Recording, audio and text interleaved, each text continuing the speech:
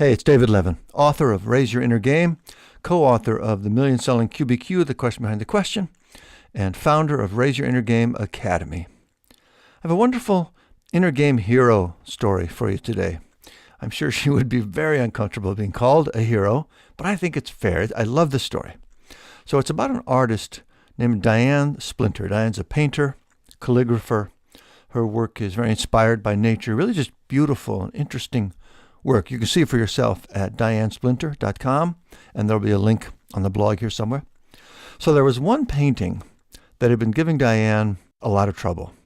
And any sort of creative work can be a real struggle. Artists, designers, coders, really anyone who has to figure things out and solve problems for a living has had this experience. There's something there that intrigues you.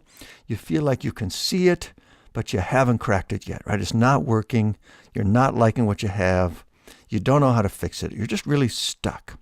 And you're beating yourself up about it too, right? You're a failure. You're no good. You're a fraud. All that painful stuff. Well, Diane was having all that struggle with this painting.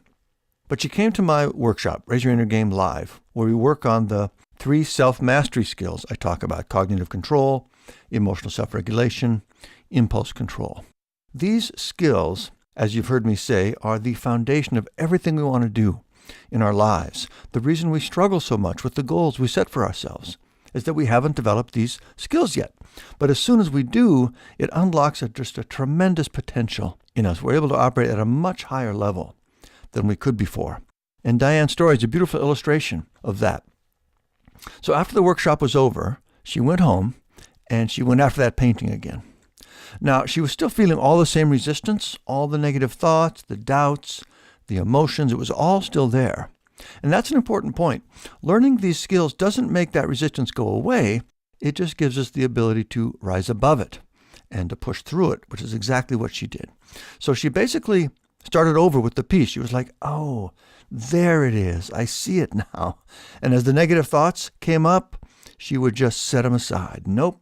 Not going there. We're doing this. So she got to work, made some changes, got things working again, solved the problems, and she got it. She ended up with a piece that she really loved and felt good about. And you can see the painting here if you're seeing this on a video. It's just really a beautiful piece. I'll post it on the blog too. And then it sold almost immediately, which does not usually happen. So she got a wonderful affirmation on top of that. And the best part for me was when she told me the story, she was just so excited about it. She was just tickled. It felt like just a wonderful success. And it was. And she said it was the self-mastery skills she'd learned that made the difference. And really, that just makes sense. Diane already knew how to paint, right? That wasn't the skill she needed. And she knew what she wanted to paint. She had the vision. So that wasn't the problem either. The problem was the thoughts and emotions and distractions that kept holding her back, that were keeping her from accomplishing that vision. And it's the same with all of us. I opened the book, Raise Your Inner Game, with this quote from Leonardo da Vinci. The height of a person's success is gauged by their self-mastery. That's why Diane is an inner game hero for me. By increasing her self-mastery, she immediately became more successful in many ways and in ways that she could feel. And the best part is, anyone can do it. You can do it. The concepts are easy to understand. The skills themselves are surprisingly easy to develop. You just need to focus on them. So that's the message I wanted to share with this story.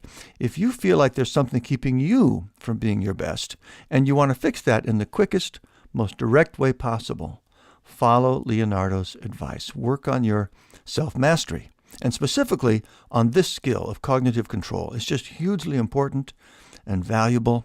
And just like Diane did, it's really just a matter of learning to recognize and observe these negative thoughts when they come up, and then really just saying, no, not going there. No, thank you.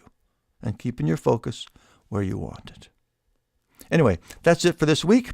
If you're hearing this somewhere other than on my site, come on over, davidlevin.com.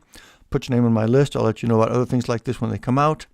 And if you know any other inner game heroes, I'd love to hear about them. Leave a comment here. Tell me about them. Give me a link I can check out. Otherwise, thank you. Keep up the good work. I'll talk to you next time.